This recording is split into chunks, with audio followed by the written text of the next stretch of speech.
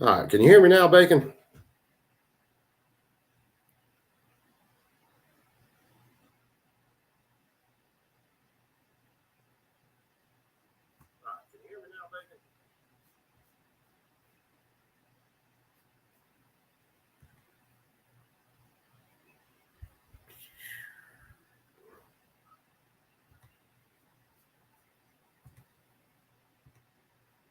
I'm hearing myself through the other screen now, so maybe you can hear me.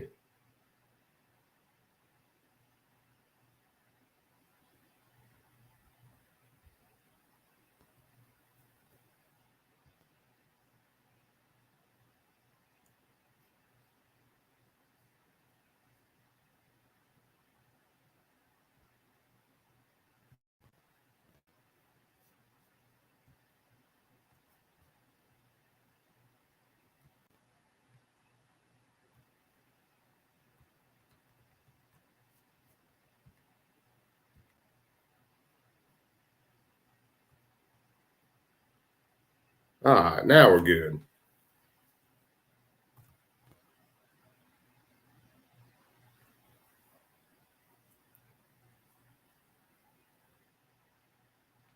Now, if you can hear me, can you hear the video playing with this chick talking?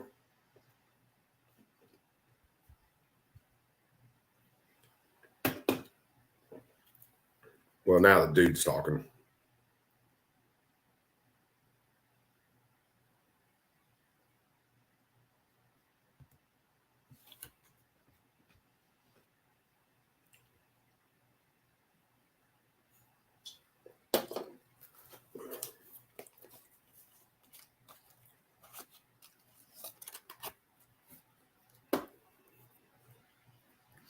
Ah, this thing's killing me.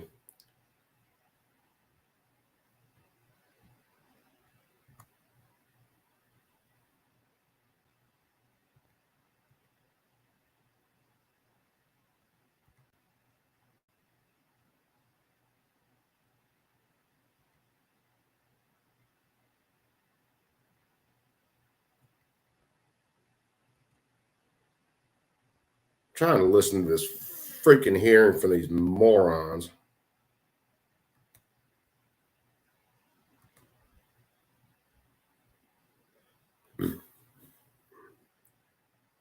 Yeah, oh God. So I'm gonna have to figure out how to do this with StreamYard and actually play the video. I wonder if I can do this real quick.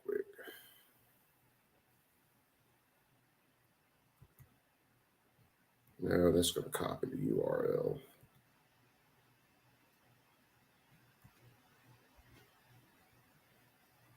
Da, da, da, da.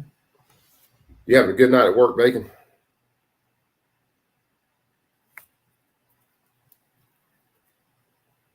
How can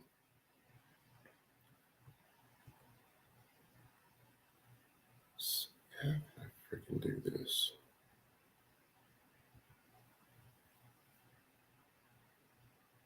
I want to just go through a bunch of clips.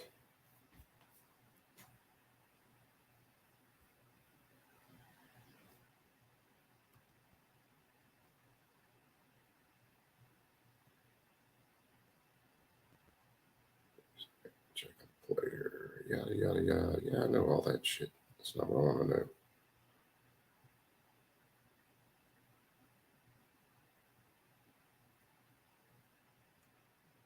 Yeah, not too bad. Could be worse. Yeah. I've had those nights before.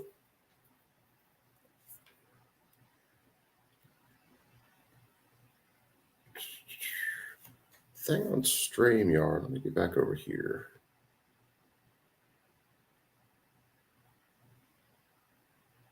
I'm wondering if I just can't share the sound when I share the screen.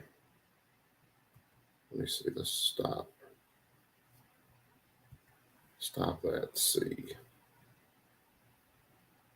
Let me come back over here and see. Because I know exactly nothing about this. I want to share slides and all that shit.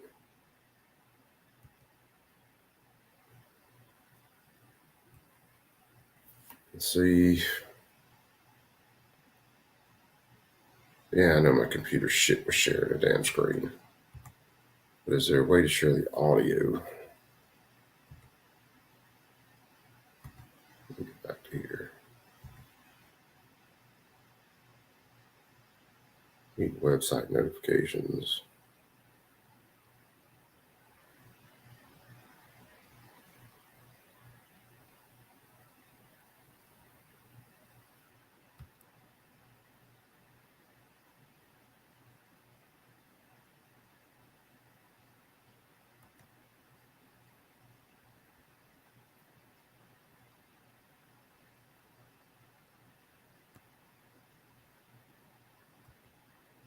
Don't know whether this is going to work like I want it to.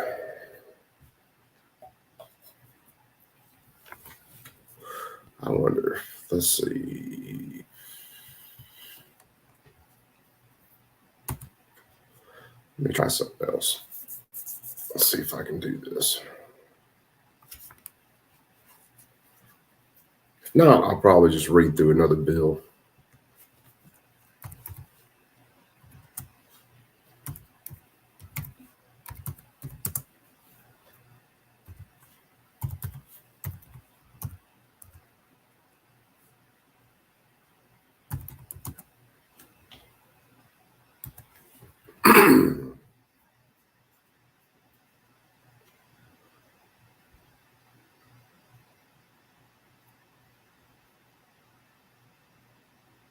I think this was a house committee.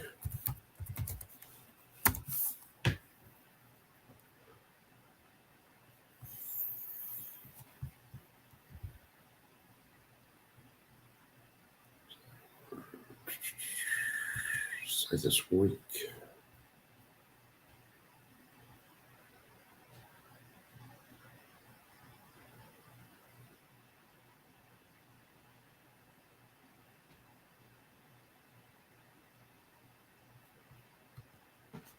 Let's see whether this is actually it.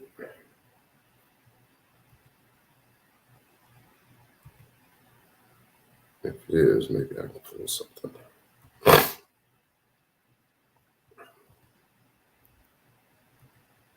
Yeah, this is it. Now,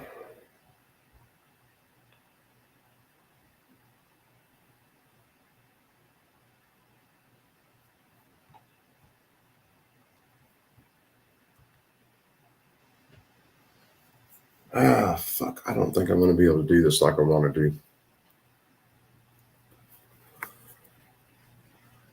Which sucks.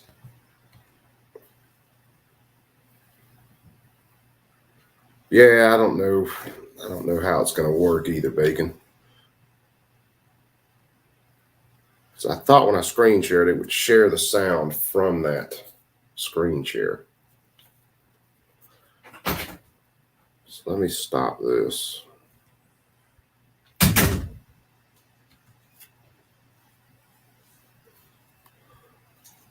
wonder if I can do it some other way.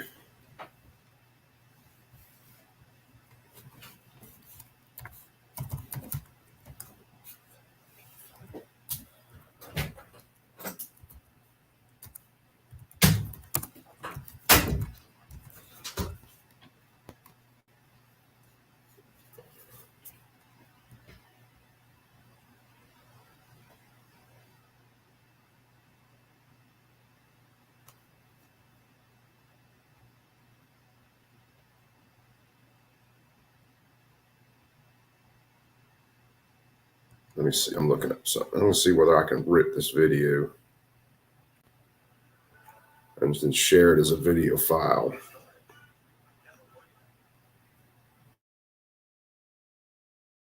Hearings live sometimes just to make it more interesting. Maybe get a few more people in.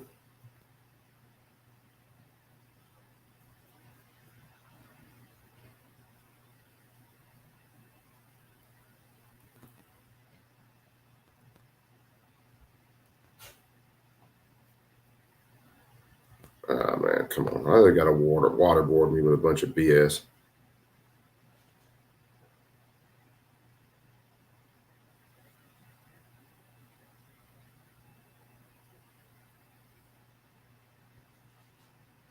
You know what? I wonder. Let's see something.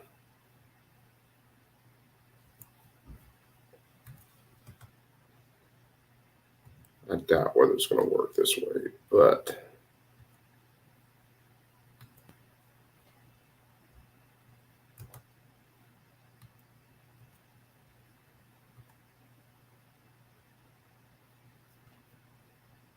nope, it's not going to work that way.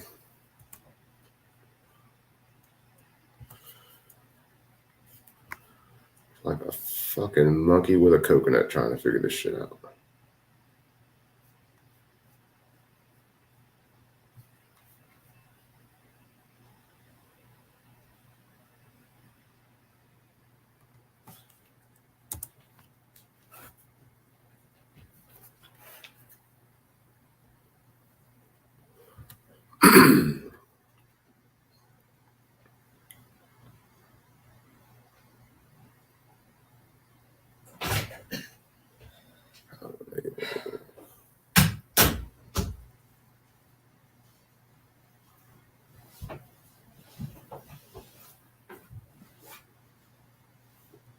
Let's see.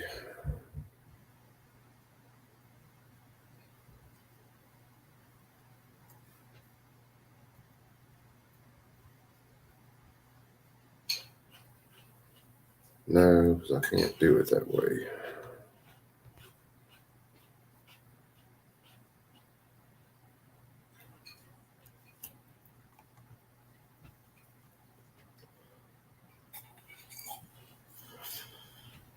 It's driving me crazy. It's fucking.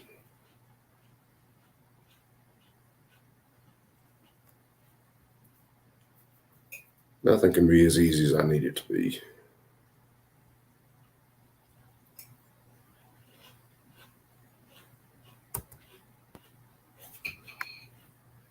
What are you back there eating cereal? Yeah.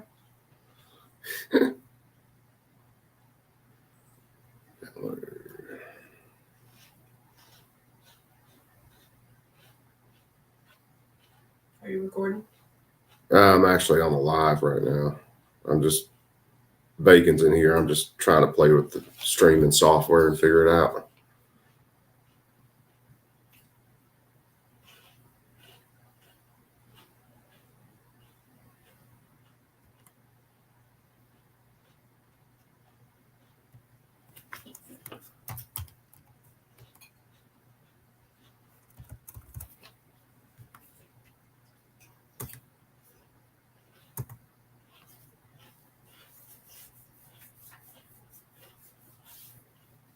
Let's see. I'm gonna try to find a way to rip this off real fast.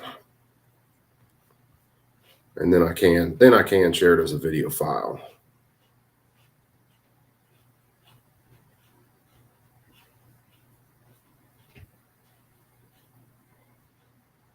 And if I can do it that way, that will make life easier.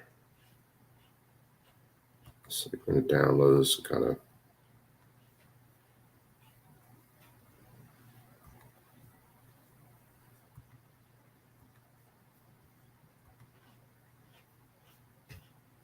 Video keeper. No, I don't need no shit like that.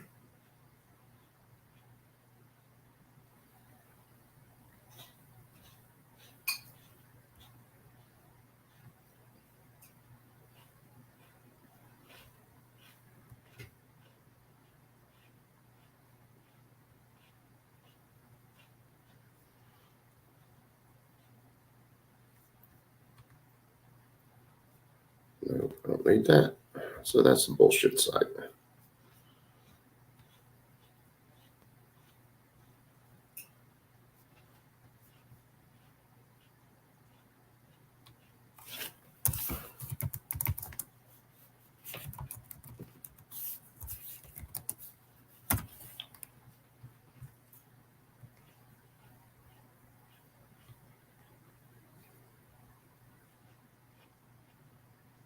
Bull Rush, what's up? Yeah, man, I'm trying to figure out a way to share or actually go through a live stream video or stream a video while I'm doing this on StreamYard. And I know nothing about StreamYard. So hey, sue me. So what I'm trying to figure out now is if I can rip off this video and then share it as a video file.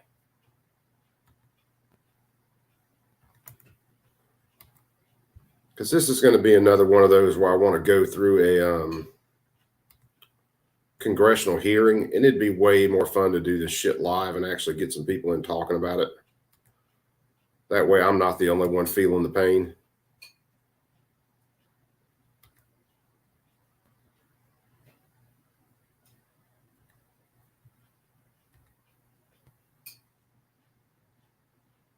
Okay, this might do it. So we'll see if I can get this downloaded and actually bring it over, then that'll work pretty good. If not, it's just going to drive me insane.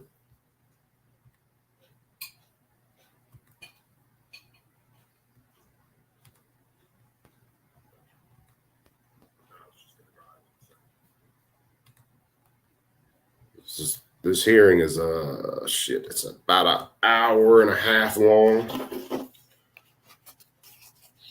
What's up, Bob?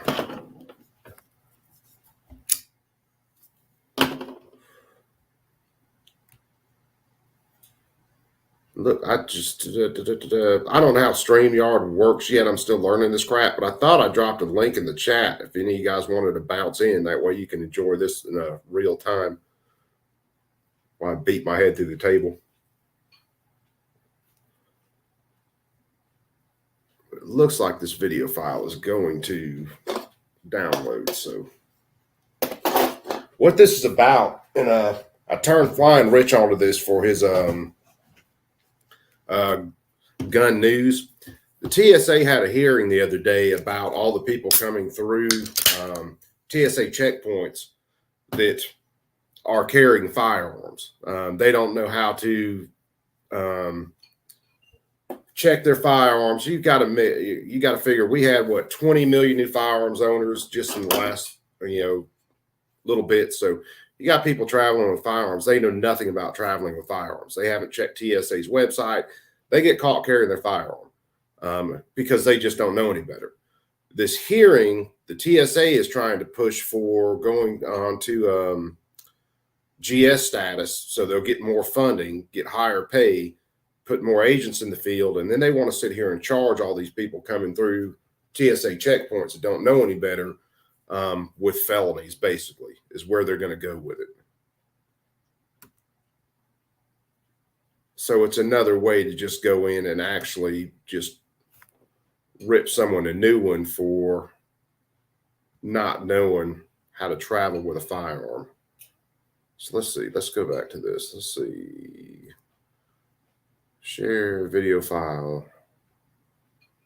My downloads. All right. Let's see whether this does it.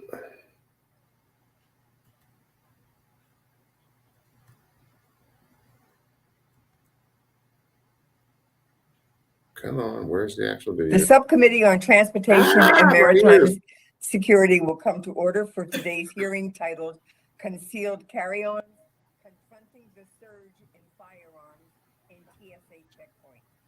Without objection, the chair is authorized to declare the subcommittee in recess at any point. Thank you to our witnesses for joining us today to discuss the surging number of firearms at TSA checkpoints. Unfortunately, this topic could not be more timely. Last year, TSA caught nearly 6,000 firearms at checkpoints. They caught 6,000 firearms. Unprecedented record. That's an average of 16 guns that TSA. What's up, Tortown? Each day. Most disturbingly, 86%. Yeah, I think I got this one figured out now, Bacon.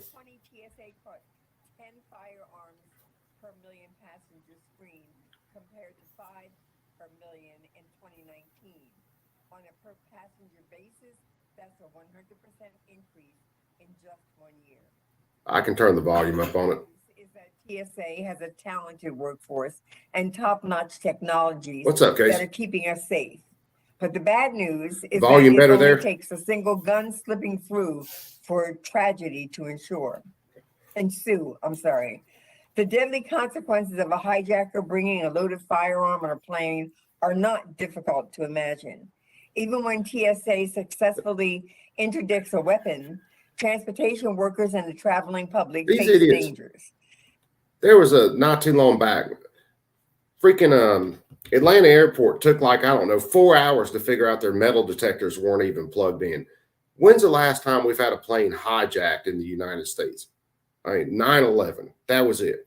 And they're worried about these firearms.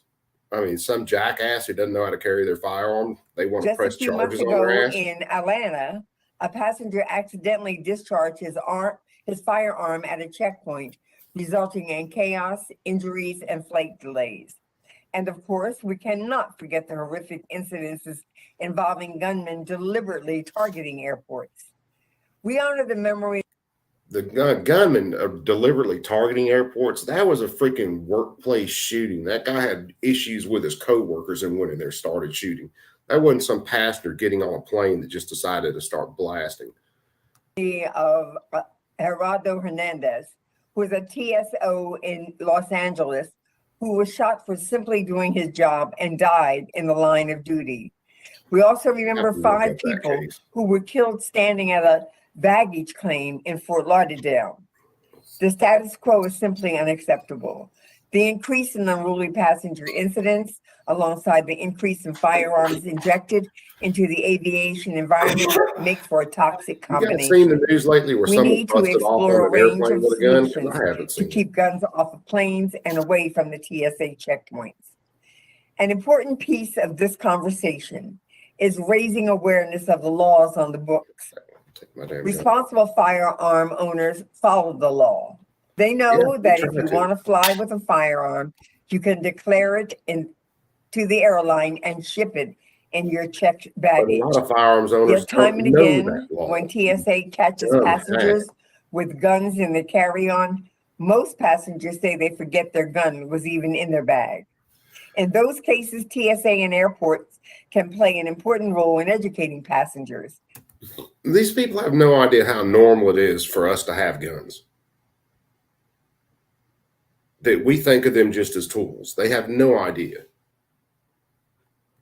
Prominent and consistent signage and expanded public awareness campaigns and can very well ensure everyone knows the rules and that responsible firearm owners will follow established procedures. TSA can and should also explore steps to increase deterrence. To that end, I'm looking forward to hearing our witnesses' thoughts on the sufficiency of the current fines, the pre-check suspensions, and other consequences TSA imposes on passengers bringing firearms to checkpoints. Bringing a firearm to a checkpoint is a federal crime. If you intend to bring a gun on a plane, you can go to prison for it, but intent is very hard for prosecutors to prove, which is why it is so important that TSA use the regulatory tools at its disposal to make passengers think twice before packing. So in other words, they want to start making examples of some poor dumbass who went out there and didn't realize he had a gun in his bag, or somebody who didn't know how to check their gun and gets caught with it at a TSA checkpoint.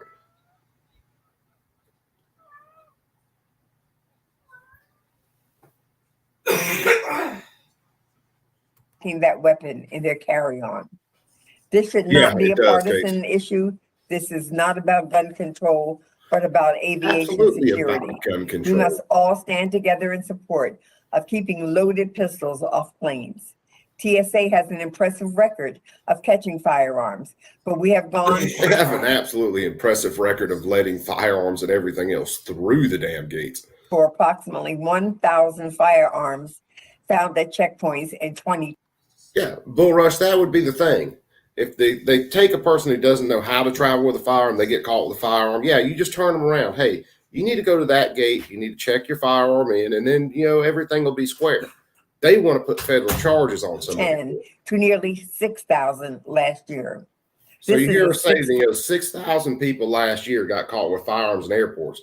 For her, that's 6,000 people a year that they can turn into prohibited possessors, make examples of, and throw those people in jail. increase in little more than a decade. If and when something unthinkable happens, we can hardly act surprised. And it simply should not take a tragedy, whether it's a hijacking or an accidental discharge, that claims a life to trigger action. I stand ready to work with my colleagues on both sides of the aisle and for witnesses today to keep our aviation system secure. Our panel brings important perspectives to this conversation. The surge in firearms at TSA checkpoints disrupts airport operations, endangers the frontline workforce and travelers, and diverts law enforcement resources from where they are needed. I look forward to hearing from our witnesses on how we can all work together to solve this challenge. Go to that gate. And with that, I now recognize the ranking member of our subcommittee, the gentleman from Florida, for an opening statement. Mr. Jimenez. Thank you. Thank you so much, Chairwoman Watson Coleman, for holding this hearing today. There's been a concerning rise in the number of firearms that TSA officers. She completely conflates those two. And what they're talking about is a dude got stopped at the gate. He had a handgun in his bag. And when TSA questioned him about it, he pulled the gun out of his bag and indeed didn't hurt anybody. Everybody panics. They go to run. They run over one another. People get hurt in the scramble, but no one's hurt by the negligent discharge. But she's completely trying to conflate those two. And that's the way they always do this shit. That's why I got you guys in here, to enjoy the pain with me. Out in airport security checkpoints nationwide. As we saw recently at the Atlanta airport, a passenger with a firearm accidentally discharged their gun at the checkpoint, injuring other travelers and creating mass chaos and confusion. He didn't injure a single other traveler, you jackass. At the terminal. Passengers evacuated onto the tarmac. Flight arrivals and departures were grounded, and the individual who fired the weapon was able to escape the airport and remain on the run for over a week. I look forward to hearing from the witnesses today on how a security incident like the one in Atlanta can be prevented in the future. It is important for us to learn what we can and must and how we can improve the airport, TSA, and law enforcement responses. You know how you improve all of their responses to this shit? You know how you improve TSA? With training on firearms, so that they know when a person comes up with a firearm. Yes, sir. Yes, ma'am. Well, you have a firearm. You shouldn't have it in this area. Let's walk you over here. We can, get you squared away. We even have cases that if you need one, we can lock up your gun in the case, properly store it, and then you can go. The recent incident in Atlanta and overall rise in the number of discovered firearms nationally highlights the constantly evolving threat to our aviation system. And I agree with our chairwoman, this is not a gun control issue. This is an education issue, and we need to work, both sides need to work to try to prevent this, to make our airports safer. TSA must ensure that its workforce has what it needs in next generation computer tomography technology to accurately find firearms and other prohibited items in carry-on bags. TSA. You know what happens to all the shit they find, the TSA finds? They pull that shit and then they just auction it off. Crump and some of the other guys were talking about it the other night, which I've seen them do it. Hell, last time I was in the airport, it's been a few years ago. Where were we at? Hell, I can't even remember. They had cases and cases of items that they had confiscated. Anything from like wedding cake, serving, silverware, everything. Yeah, all over one negligent. They cannot continue to delay and slow walk this needed investment in airport checkpoints. They're trying to build the TSA up. Dedicated transportation security officers continue to protect the traveling public day in and day out. They deserve better pay that is reflective of the immense value that they provide to our aviation system. I thank all the witnesses for being here today, especially Ralph Gutierrez. What value does TSA add? I mean, besides making you look like an idiot, taking your shoes off, taking your belt off, doing the damn monkey dance, running through all their scanners. From Miami-Dade County, who runs my home airport, Miami International Airport. Pre-pandemic, the airport saw over 47 million passengers annually, and I look forward to our business and international travel resuming the 2019 levels in the Fucking very near realistically, future. you ought to be able to get Thank on you, an Madam airplane Chairwoman, with and your I yield concealed back carry, to or if you're in a Councilman. constitutional carry state, get Thank on you very there much, with a firearm. Ranking Member It shouldn't Jimenez. even be an issue. The chair would recognize the chairman of the committee, Mr. Thompson, if he's on. Damn, PLA, if you work Not- 60-hour Not weeks, seeing I know Mr. the Thompson, feeling. we recognize the I don't ranking do it member, Mr. anymore, Katko, if but I've he's had on. plenty of time doing it. Not seeing Mr. Katko.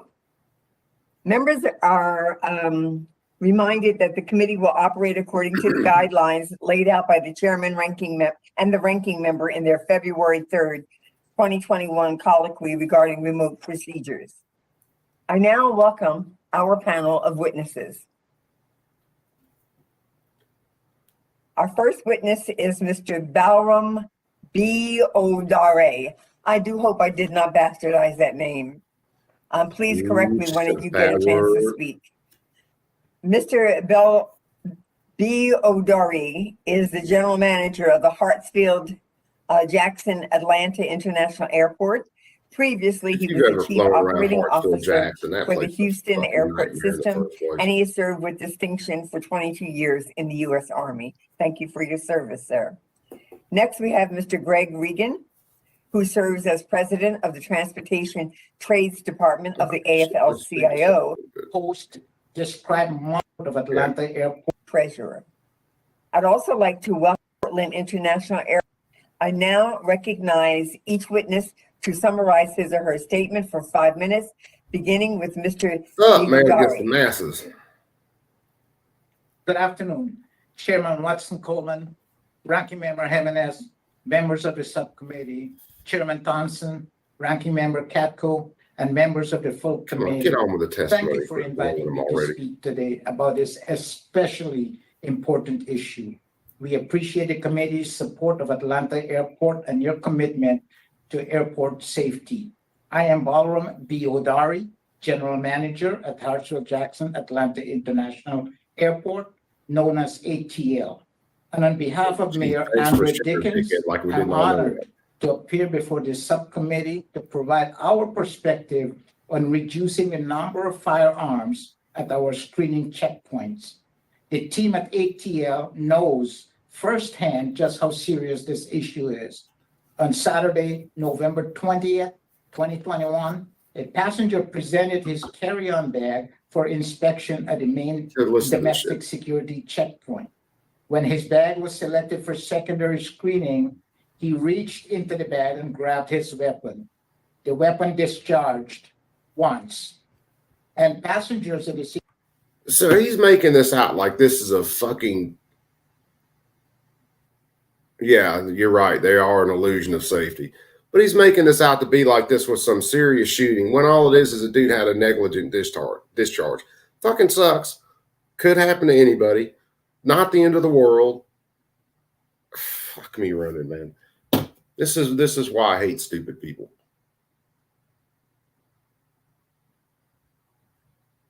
Yeah, they need the safety doc bad.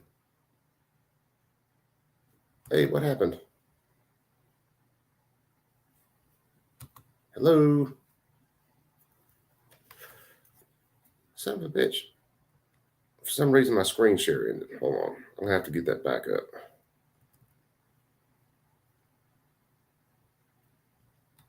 For his long-standing points. What more can we do?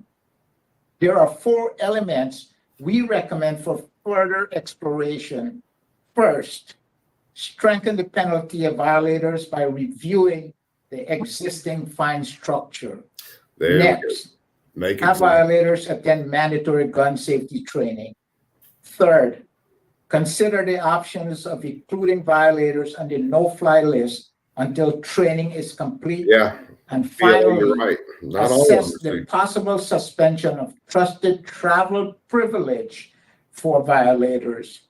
In partnership, we are consistently examining ways to inform and educate and focus If they found a firearm in the bag, they should merely move the bag over. To ATL screening checkpoint. Taking the bag to a safe, We secure appreciate area. the subcommittee Taking the attention to firearm this out. issue. Explain to the owner what's wrong. Commitment to improving the safety of our nation's airport. Thank you for your time. Thank you, Mr. Vidari, and thank you for your thoughtful recommendations that we will take under consideration. We now like to Someone try to cut her side of her recognize teeth like Mr. the Reagan Joker. to summarize his statement for 5 minutes. Thank you, and good afternoon, Chair Watson Coleman and Ranking Member Jimenez. And thank you for inviting me to testify on the alarming increase in firearms confiscated at TSA security checkpoints.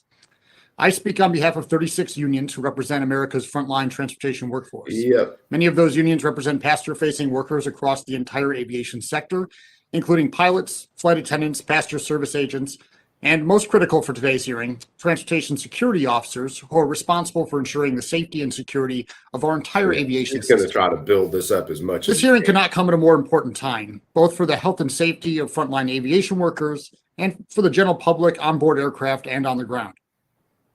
As this committee is well aware, COVID has driven tension in airports and aboard airplanes to an all-time high.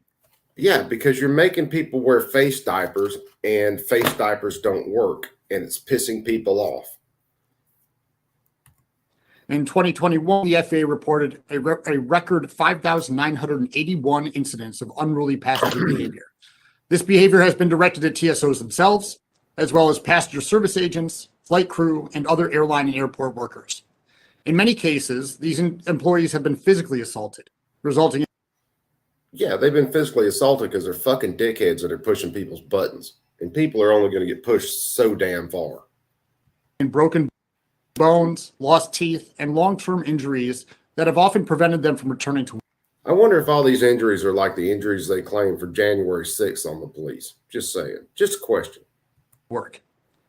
While this behavior is absolutely unacceptable on its own, and Congress and the administration must do more to protect these employees, it is paramount that the current crisis of assaults does not escalate even further. If you were even around before, 9/11 happened, you remember what flying was like before that, and then you come to flying after this where you've basically got to strip down like you do in the prison dance. Yeah, that shit pisses you off.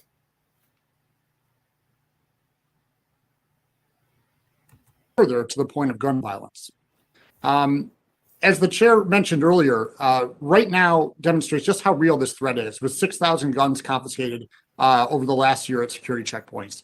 86% of those were loaded. Some and many of them had a They make that 6,000 sound like a huge number, but how many people are flying on planes on a daily basis? round in the chamber. That broke the previous So what you carry confiscation again? record set in One in the 2019 by approximately 1,500 weapons. And it came at a time You have when a domestic lot, travel is actually. still below what it I was at remember that. pre-pandemic levels. This spike in confiscated firearms underscores the essential role of TSOs in maintaining aviation safety. We support efforts by local law enforcement, airport authorities, and the federal government to remind passengers of their legal obligations concerning their firearms. But it ultimately falls on the shoulders of TSOs to identify and confiscate weapons at these checkpoints. There is no action, response, or antidote to the current surge in illegal passenger carried firearms more effective than a well-trained and well-treated TSO workforce. To ensure we meet this goal, TTD and our affiliated unions make the following recommendations. First, we call for the passage of the Transportation Security Administration Workforce Act of 2021, which would put TSOs on equal footing with other federal employees by providing workplace rights and protections under Title V, access to the Merit Systems Protection Board, and GS pay scale with regular step increases. TSOs currently report the second lowest job satisfaction of any DHS sub-agency, and only 32% of TSOs are satisfied with their pay rate. Providing these critical security employees with basic federal workforce protections and a fair pay scale are important first steps toward improving morale, decreasing turnover rates, and strengthening our security workforce. I want to thank the full committee chairman Thompson for his longstanding leadership on this important bill, and to those of you who are among the 227 bipartisan co-sponsors during this conference. That's comedy gold right there. Congress must also ensure that TSA has the resources it needs to carry out its mission. That is why we call for passage of the FASTER Act, which would prevent the continued diversion of aviation security fee revenue for non-security purposes, and instead ensure that these funds are used as intended to strengthen the operational capabilities of TSA and its workforce. At the same time, Congress and TSA must not take steps backward. Efforts to privatize the TSA and hand over fundamentally governmental duties to private operators is not a security-first solution.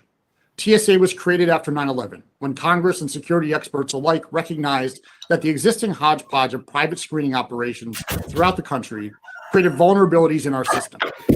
Privatization efforts willfully ignore the painful lessons learned over 20 years ago.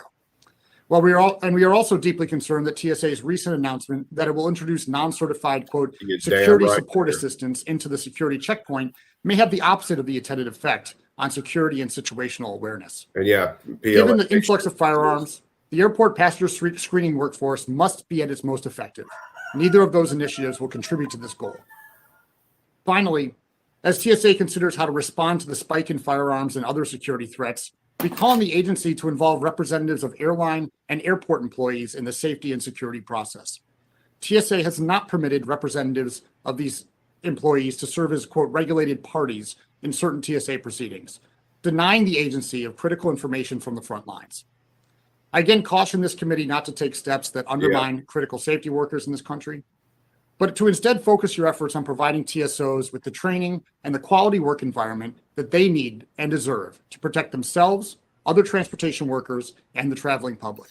Oh, Thank you, and I look forward to your questions. they want to get on to Thank the you, damn, Mr. Reagan, for your very considered advocacy and TS testimony. schedule for pay and Be everything. assured that That's part of we it. recognize the importance of our TSO employees and the fact that they do deserve respect and decent pay and protection and opportunity.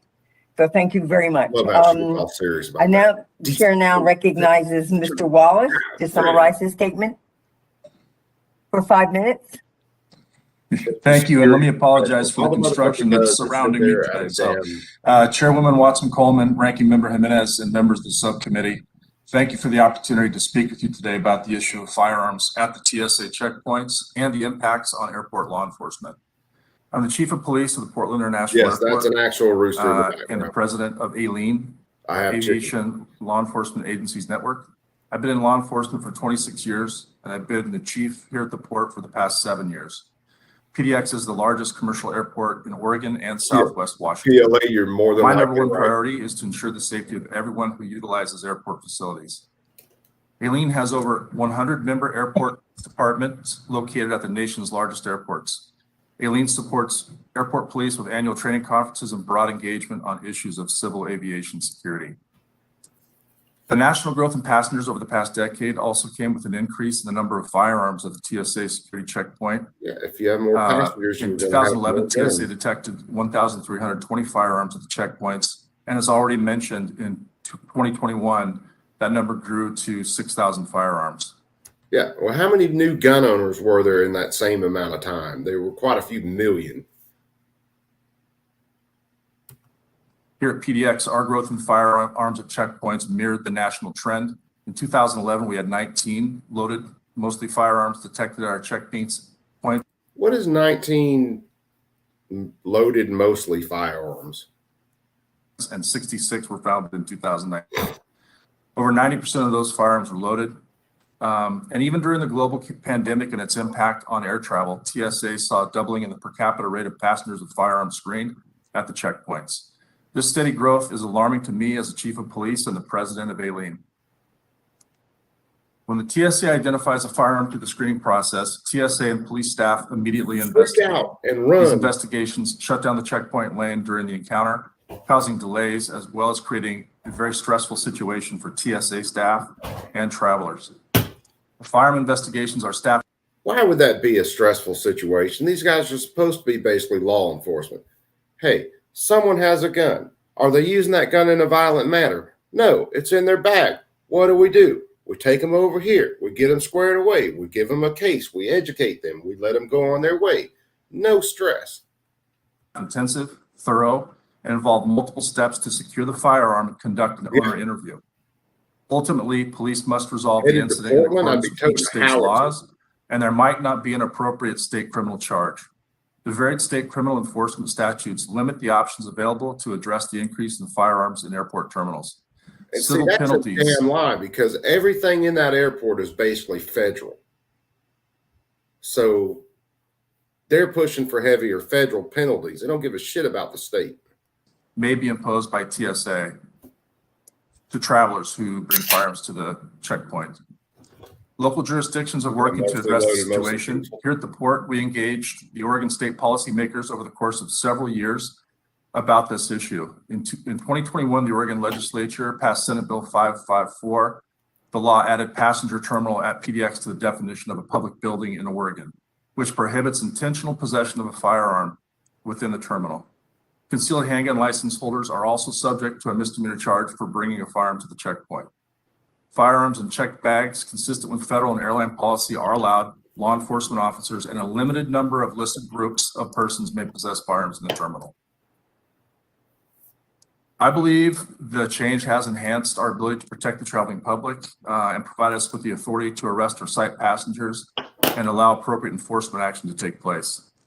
However, the increase of firearms at checkpoints reduces the ability of TSA and airport police to focus on their primary duties in other sensitive areas of the checkpoint and securing those airports against threats. I would ask the subcommittee to consider these actions to help bring they got to have the increased awareness to the traveling public about the prohibition of firearms at checkpoints. So I offer these following recommendations. First, consistent and clear signage at the start of the checkpoint queue in airports. I believe this is an issue of such critical importance that there should be a standard sign at every single airport checkpoint prohibiting firearms through passenger screening and including the relevant penalties if found with a firearm. The signage should not be optional for local federal security directors or airport operators. Second, clear and consistent communication from airlines to passengers and an opportunity for TSA to work with the airlines regarding passenger firearm protocol at the checkpoint. Definitely more people. Airlines should be part of the solution by communicating with passengers checkpoint firearms rules and policy when They can't checking even get their own fucking. whether by phone, kiosk, or in person regarding the prohibition of firearms in carry-on bags and through the checkpoint. Violations should come with increased fines. We all know the federal fines must act as a deterrent, an actual deterrent to folks who carry firearms. The current fines, as you know, range from $1,500 to $13,910. Yeah, but that to wouldn't my be knowledge hard at all, and but that's not what they're my looking to do. experience, the maximum fine is rarely, if ever, imposed and clearly not serving as a deterrent. I believe TSA and Congress should consider significantly raising the civil penalties imposed to make an actual impact. Enrollment in DHS Trusted Traveler programs is a privilege. Currently, those who violate rules regarding firearms will have the Trusted Traveler benefits revoked for a period of time. Trusted traveler. I believe the program should be revised to allow and encourage DHS to permanently withdraw the status of any traveler who violates the firearms policy at the checkpoints. I thank you for this opportunity to address you today about the increase in firearms at the airport checkpoints, and I look forward to working with the subcommittee on solutions that will assist us in protecting airports. I'm happy to answer any questions. They couldn't. Thank you. Thank you. I couldn't make it appreciate through your this without perspective, written Mr. Wallace. I'll guarantee. Chair now recognizes Mr. QTA to summarize his statement for 5 minutes.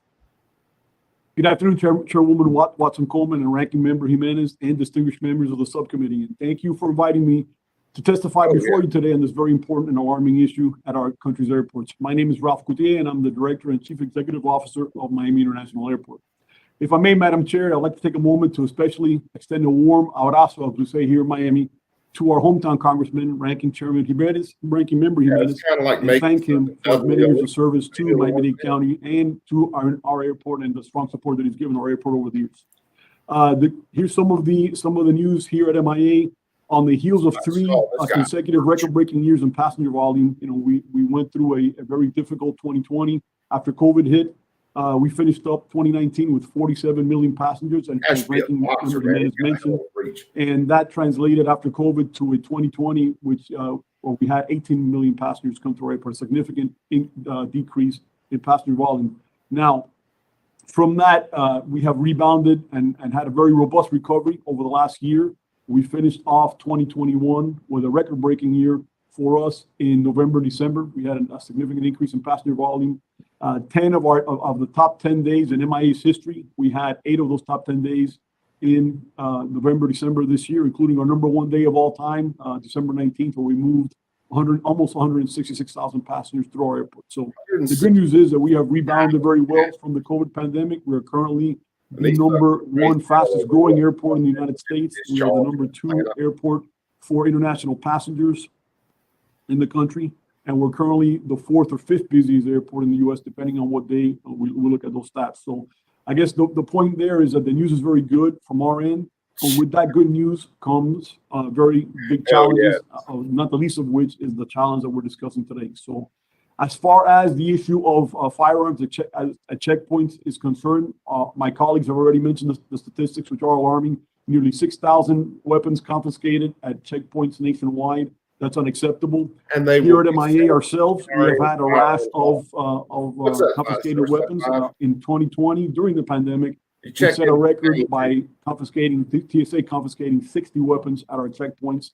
Unfortunately, we broke that record in 2021 which resulted in 75 arrests by our Miami-Dade Police Department at our checkpoints. Again, not a number that we're proud of and a very alarming number. And that combined with some of the statistics that one of my colleagues mentioned regarding unruly passengers is of great concern to us. I mean, 6,000 unruly passenger incidents throughout the country is not a good number. We had 607 here at Miami-Dade County at our airport, and that we essentially tripled the long-standing national average from pre-COVID, which is I wonder why you tripled that average. passenger incidents a year. So we're very concerned about those numbers, but are we enthusiastic that we can change that paradigm? Absolutely. We've taken steps starting in Thanksgiving to try to curb those numbers. So one of the things that we've done is working together in partnership with TSA. This Thanksgiving, we implemented a program where we installed high visibility signage at all of our security checkpoints regarding firearm education. And so passengers are aware that the firearms will not be allowed, obviously, at the checkpoint. We also worked with TSA to reach out to all of our partner airlines to make sure that they educate the traveling public when they go to the checkpoints, either through direct engagement and conversation between their ticketing agents and the passengers, and also through high visibility signage that the airlines can use to go ahead and deter those types of things happening at our checkpoints. We're also exploring potentially messaging through our rideshare services and going ahead and having our Uber and Lyft services here at the airport have signage in the different vehicles and go ahead and advise passengers that we have a zero tolerance policy when it comes to firearms being carried on to through our checkpoints. So we have taken steps already in an effort to be proactive to try to curb that. And so far, those efforts have been successful. Our numbers have come down from approximately an average of 2 to 3 confiscated firearms per week pre the implementation of these measures. We're now, as of January, we had 3 in a month. So in the month of January, we had 3. So those numbers seem to be coming down. What we're doing seems to be working. But obviously, we're open to other potential solutions, and I'm willing to listen to all of our colleagues. Obviously, we could always use additional TSA staff. Nobody's going to argue with that, and additional funding in that regard.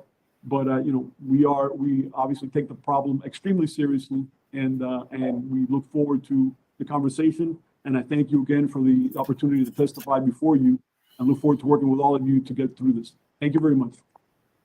Thank you so very much. I'm having a bit of a problem with my camera. I can't see you. I hope you can see me. But in the meantime, I will try to figure this out. So I need to thank every one of the witnesses for their testimony today. And I'm going to remind the members of the subcommittee that each of us will have 5 minutes to question the panel. Without objection, members that are not on the subcommittee shall be permitted to sit and question the witness. As I indicated, I did see Congresswoman Sheila Jackson Lee. I don't know if there are any others on, but she will be recognized. I'm now going to recognize myself for some questions. I'm really interested in talking about the ripple effect on the airport operations when a gun is found at a TSA checkpoint. So I'm going to start with you, Mr. Biodari. When TSA identifies a gun in a passenger's carry-on luggage, please walk us through what happens operationally. So when the Biodari Hartsfield Jackson, General Manager, when the TSA screened the bag, there was an anomaly that was not readily identified. And the TSA pulled that bag aside for secondary screening, unaware that there was a weapon in the bag. had a passenger knowing that there was a weapon in his in his carry-on bag, reached in, grabbed the weapon, and in that scuffle, the weapon accidentally discharged. Once the weapon discharged, the checkpoint had a number, couple of hundreds of passengers in queue waiting to go through security screening. And you could imagine the confusion Yeah, the nipple that occurred at that instantaneous moment where passengers start running. They just abandon everything and start running for cover. Our law enforcement officer that was at the security checkpoint, the minute he heard that sound, looking at CCTV video footage, Yeah, PLA, they ain't he gonna handle start, this shit like adults. moving towards the zone of fire. He called in for backup, and then from there, Atlanta police took over their response and very, very quickly ascertained that it was an accidental discharge. It was not intentional, and they started a Hear search. his whole argument. He said there's a scuffle, and I know there's a lag in between YouTube and StreamYard, so you guys forgive me if I'm a little off on this. But he says there was a scuffle, and damn it, I backed the video. And then there was a discharge. Everybody freaks out. But it was Closed for approximately 2.5 hours.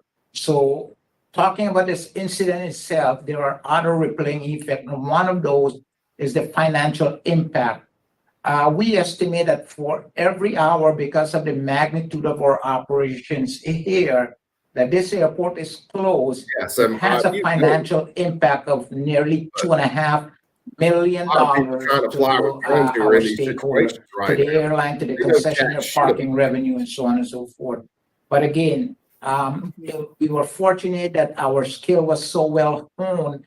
Just a day before, we conducted an active shooter exercise, so it was fresh in the mind of everyone. And despite that exercise, our team is continually training because we know the chaos this could bring to an airport. Thank you, sir. Mr. Wallace, from the law enforcement perspective, what does your response entail? Thank you, Madam Chairwoman, for the question. Much like described earlier, they are staff intensive. So a general response for a gun, firearm in a bag at a checkpoint looks like this. Mandatory minimum of 2 officers. We know there's a firearm present. Here at PDX, we've spent many years working with TSA on establishing an incident command system. So we have a mini incident command with our sergeant. So that's a 3rd police officer and their screening supervisor. They basically break loose all fucking freak. And one thing we also have that do. I think most airports have, if the passenger reaches for the gun or there's a discharge, we also have the alarms installed at the checkpoint. But on an average gun in the bag, we have established a small area at each checkpoint where once we secure the firearm, determine that the person is not dangerous. Obviously, if the person is showing signs of being threatening, we would take them into custody. But in general, passengers are willing to come with us while we more laws right now to run the firearm to make sure it's not involved in any crimes, it's not stolen, see if it's loaded, question the person. And then at the end of the day, we have 2 ways to go. If the firearm is seized because it's evidence, it's extensive packaging and forensic evaluation of the firearm along with criminal charges. But more often than not, as you've mentioned, and others as well, it's just a civil penalty. We do write full investigative reports on every gun at the checkpoint. We also forward those civil incidents to the FBI. Because as mentioned, there is a corresponding federal felony charge that looks much like our state charges for the firearms. And that's kind of it. If we seize the firearm, there's a lot of ways it could go, but more often than not, we do not. Yeah, Heath, that's the deal. Thank you, Mr. Wallace.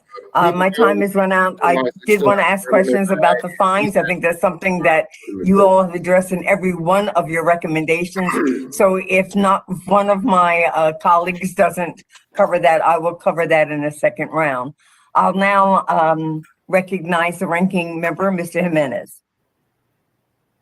Thank you, Madam Chairwoman. Question: if somebody has the answer to this, what percentage of the folks that have a gun in their carry-on, how many of them, what percentage of that is on purpose and what percentage of it is, hey, I forgot, I didn't know, it's a mistake? What are the percentages there? Congressman, I would say here in Miami, I would say the vast majority, probably more than 95%, are inadvertent carry-ons. In other words, it's not a purposeful, or somebody with some kind of ill intent. In the majority of the cases here, the vast majority of the cases, it's somebody that has forgotten. They're used to carrying, and they Vast forgotten, majority and they go to the checkpoint. don't and then realize they that's have the where gun, and they won't situation put goes these south. people in jail. Okay, does anybody have a difference of opinion that it's not 95% that is inadvertent? In Atlanta, Yeah. Congressman, in Atlanta, a great majority, 90+%. Oh, I forgot. And the good the data is showing us that if they're caught with a gun, we don't have repeated offenders. You don't. That's a great question. Okay, that was the question actually I was going to ask. What's the percentage of repeat offenders, which means to me that they really weren't trying to get something through. So if 90 to 95% of the people is inadvertent, I'm not sure where heightened penalties are going to avert that. Because it was a mistake. I mean, you could charge me $100,000 if I forgot that there was something in there. I'm not sure that that's going to avert anything. And so there has to be, I think, the solution to this for 95% is greater signage all over the airport, so that it's not just doesn't happen just when you walk into the TSA checkpoint, that when you walk into the airport, there's no guns there. And then maybe that'll trigger, oh my God, hey, I have a gun. If they don't and then is there a place, I guess, a place where if you do have a gun in your carry-on, that you say, hey, if you have a gun in your carry-on, you need to go check that bag, and there's a process for you to carry that gun, so that basically you don't have to go back home, etc. So I think that is something that I would like to see: greater signage and options for an individual that may have forgotten that they have a gun in there, or maybe their memory may be jogged. Now, in terms of the Atlanta incident, what concerns me is that the individual was able to grab the gun. Now, did the person grab the gun before it went through the checkpoint or after it went through the checkpoint? So the protocol in Atlanta is if a gun is visible on the screening monitor, that gun is the way our checkpoint and our system, the technology design, that bag will be diverted into a secure location, and it will be handled. An APD, Atlanta police officer, will call to handle that bag. In this case here, the gun was not visible through the screening process. So the gun was diverted just for a bag search, a bag screening by a TSO, a transportation security officer. And that's where the difference in the split was in this incident versus a bag that has a gun where the gun is visible on the x-ray. That now opens up a heck of a lot more questions. How in the world was the gun not visible on the x-ray, etc.? How was it that gun got through and the x-ray operator didn't see that there was a gun there? So Congressman, we could provide more additional information because I'm not a technical expert to discuss why that gun was not visible through the x-ray screening process, but the expertise here at the airport could certainly provide, and we could provide a written explanation to that question. I guess you don't want to show why it wasn't. Maybe the individual backed a certain way, but that's concerning in and of itself, that somehow a gun got through without us knowing there was a gun there. And so again, Madam Chairwoman, maybe that's something that we need to discuss with TSA about the technology they're using and what percentage of bags may have guns that we don't even detect. All right. That to me is much more concerning probably than this 95% of the people that are carrying a gun. If they're catching these guns, they're missing probably 2 times. My time is just about up. Maybe I'll have if you will indulge me, another round of questions after everybody's done. So thank you very much, and I yield back. Thank you, Mr. Jimenez. And following up on your concerns, I agree with you. We're trying to get to greater understanding of how a gun wasn't detected. But something alerted a TSO to put that baggage into a second tier of scrutiny. And I'd like to And you need certain understand bags what constantly. that was. If you didn't see a gun, what was it that alerted that TSO to move that bag to another location for additional scrutiny? Sir, would you know the answer to that offhand, Mr. Biadari? I think the TSA officials could better answer that question, Congresswoman, because I'm not familiar with what they saw on the screen that caused the decision to be made for secondary screening versus diverting to the safe location I wonder if they for a actually weapon. talked about this whole Thank you. undetectable I bullshit. recognize Ms. Titus. Thank you, Madam Chairman. Thank you for holding this hearing. You know, it's really important here in Las Vegas because we've got the 5th busiest airport. And now that the economy is coming back, more and more people will be coming. And also we have so many sporting events that we expect to see more people coming. We've had the same problem that's been mentioned by other airports, a record number of guns found last year, 83 by TSA. And that's a considerable increase, and we worry about it increasing more. Just a couple of questions to whoever wants to answer it. One is the large number of the people who come through our airport speak a different language. They don't speak English. And last time I had a bill that was required TSA to put up signs in other languages. And I wonder if they feel like that signage to explain you can't carry a gun in a different language might be adequate. Also, as more people come through here, if you find a gun and it disrupts the whole process. Yeah, I was thinking the same thing. How do you deal with the people who are behind you in the line and now want to go catch their plane and they got to stop because somebody's found a gun and it's causing confusion at the checkpoint? And finally, just briefly, what about these 3D printed guns? How are we going to be dealing with those?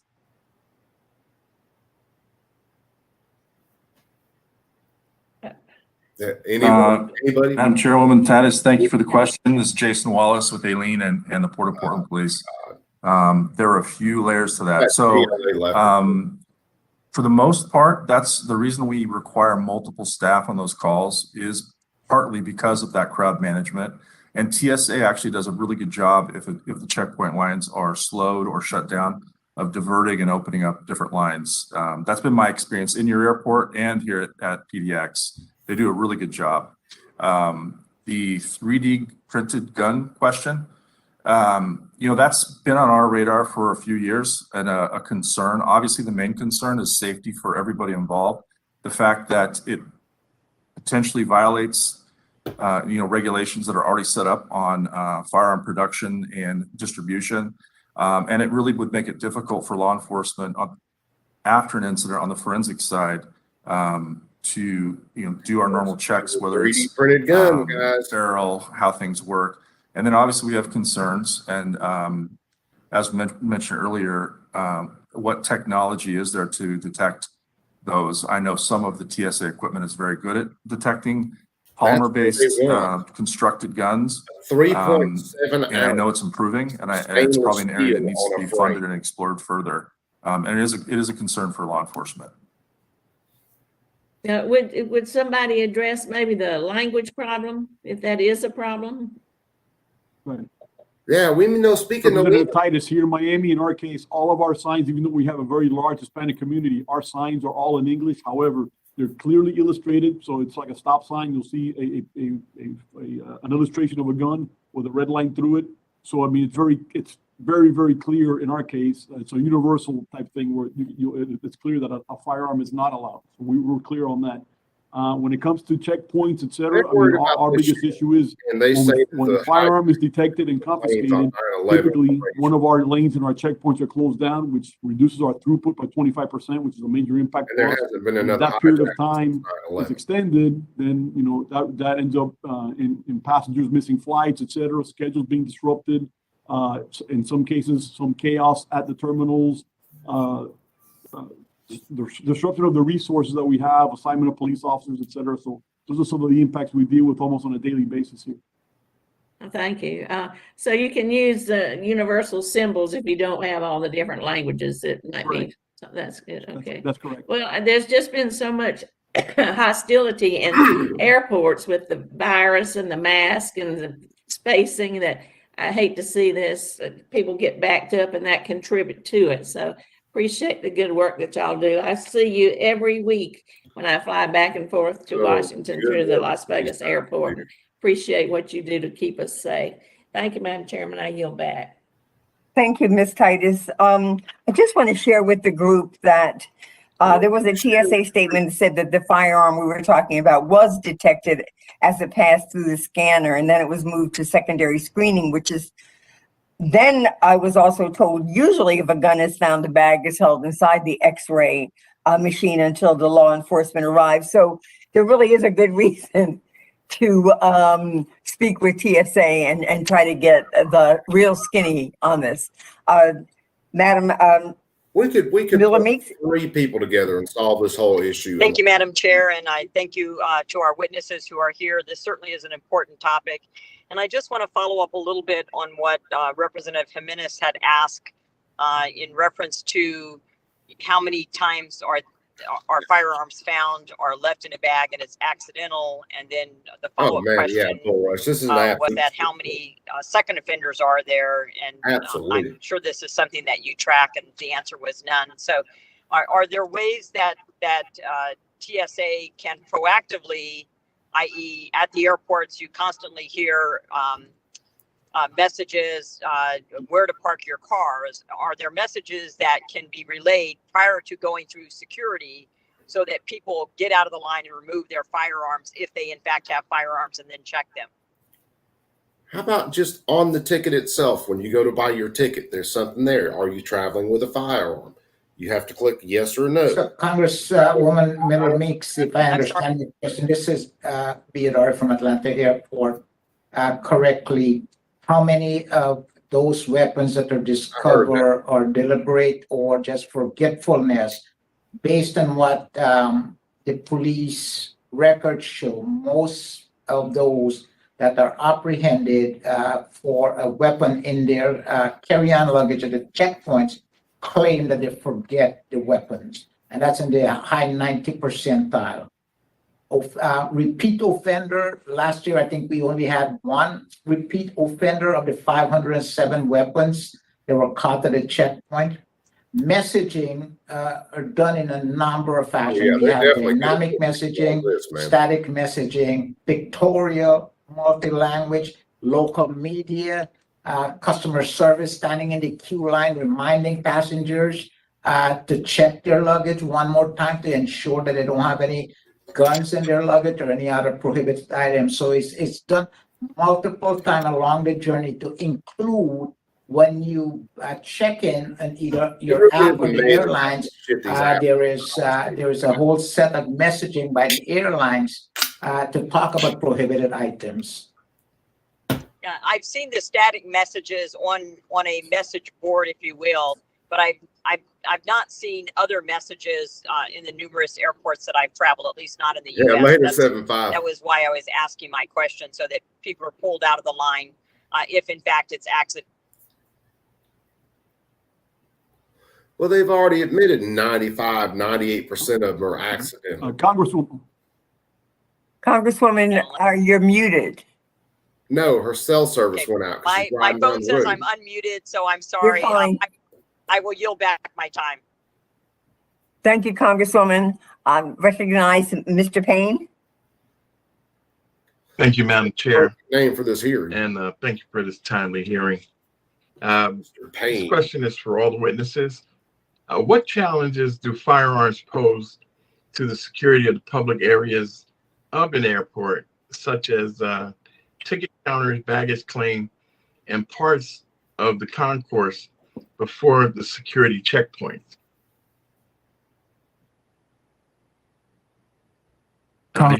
Anybody? Take a stab at that question. Jason Wallace, Aileen, Chief of Police of Portland National Airport. So, you know, since September 11th and even before September 11th, threat scope and concept has shifted as more active shooter events and more dynamic threats or shooting events have occurred in public areas. So that is an extreme priority for all of law enforcement in this country and also in others. Unfortunately, we've learned many lessons from other countries as well on the threat of explosives, firearms, and even edged weapons in the public area. So back to my original statement, that is one of my main concerns with the staff resource drain for these folks who say they forgot their weapons, because the weapon still is dangerous. It was originally in the public area and it could discharge. And it's also a weakness in the system. I think we've clearly identified that over the last 3 years, regardless of fines and the current messaging and the current signage, the number of loaded firearms in every airport has just blown it out of the water. It's at crazy levels. So it's a concern to me. And I do think that we need to do something to prohibit those loaded weapons from coming into the front of the terminal and not making it to the checkpoint. If they can't even come into Thank you. Anyone else? How are they supposed to freaking check them? Congressman, it's very alarming when the TSA discovered 5,972 weapons in 2021, when they screened 300 million less passengers, and 86% of those weapons had a round in the chamber or had a magazine, a loaded magazine in the weapon. Very, very alarming. And as the chief said, just an accidental discharge as demonstrated in Atlanta in November could cause mass panic. Thank you. Congressman, Yes. Congressman Payne, I would say that to answer your question, here, at least here in Miami, the threat that exists pre-security will be the same threat that would exist in any other venue that's not in the airport. That would be obviously accidental discharge, the potential of using a firearm in a crime, obviously the worst scenario, which is the active shooter scenario. So all those threats exist at airport pre-security the same way they exist in any other venue here in Miami, whether it's a restaurant, a movie theater, etc. The threats are the same, and we take them very seriously here. We have more than 150 police officers that go through our terminal every day. We increase sweeps during holiday periods, etc. When we have increased passenger volumes, but I would say the threats are exactly the same here as they are in any other public venue. Whenever any of us go out. So as Alan correctly said earlier, we're looking at grandchildren. Somebody needs to mute. Oh God, Jackson Lee. So Mr. Reagan, what have TTD members shared regarding their feelings of safety at work when open or concealed carry is permitted in airports? And what about when guns are caught at checkpoints in the airports where they work? Well, thank you for that question. I think honestly, the biggest thing we get from TSOs and from members of AFGE who represent those workers, most of the complaints about their workplace have to do with their lack of workplace rights and workforce rights that every other federal employee has. So whether it's at a place where there's open carry or not, ultimately one of these guys, their day-to-day ability to do their job is hampered by the fact that they are denied some of the basic rights that virtually all other federal employees are granted. Absolutely. Thank you. And Madam Chair, I'll yield back, but we need to continue our work, as I know you have and Chairman Thompson have, to advocate for TSOs to be brought up to the federal standards that they deserve. They're on the front lines here of our security every single day, and we need not let them not be compensated that's what I want to those levels. And I know you feel the same way. So thank you, and I yield back. Thank you, Mr. Payne. As I go to our last speaker in the first round, who will be Representative Sheila Jackson Lee, I just want to kind of put on the record my thought about this issue about folks forgetting that they had a gun in their check-in luggage, on their luggage they were going to take onto the plane with them. That's the last bag you generally pack, is the bag you're putting all your stuff in that you're going to take on the plane with you. It is hard for me to believe that everybody that gets caught, or 90% of people that get caught with a gun in their bag, forgot they had it. And even if they did forget they had it, it's still an illegal act, and we need to be treated as such. And with that, I'd like to recognize Representative Sheila Jackson-Lee. Or you use your carry-on bag as a range bag sometimes. Representative Sheila Jackson-Lee. On a flight.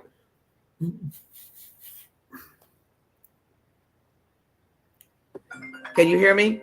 Yes, you're being recognized, ma'am. They went out.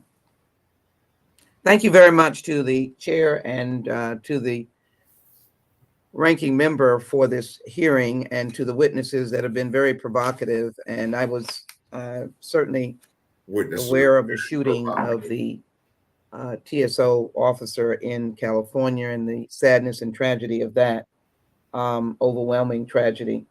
And so the issues that I want to discuss deal with how we get to a better place. First, I'd like to ask Mr. Reagan. You know that we've been working on legislation, HR 9903, the rights of TSA workforce. We know that there is.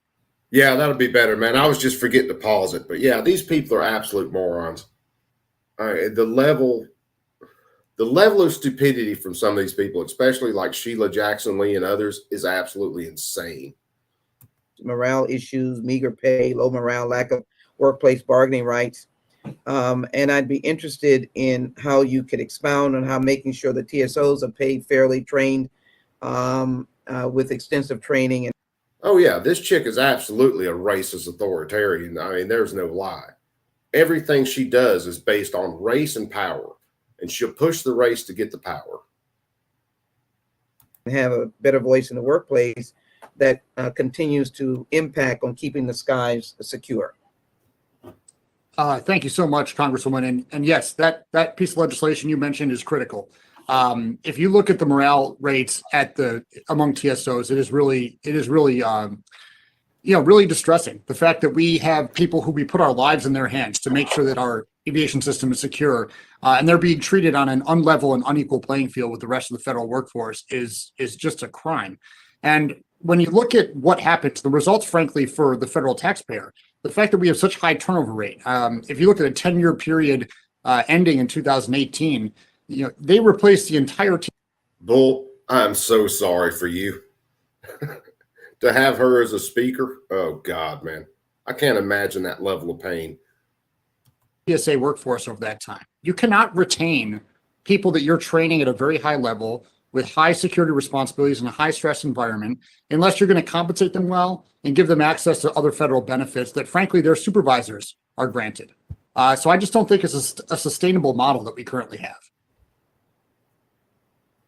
Like I said, I don't know whether you guys could hear it when I said it earlier, but the only reason this guy is worried about TSO or TSA's wages is because when they get a wage increase, he gets a wage increase. Or you walked out during your speech? Hell yes.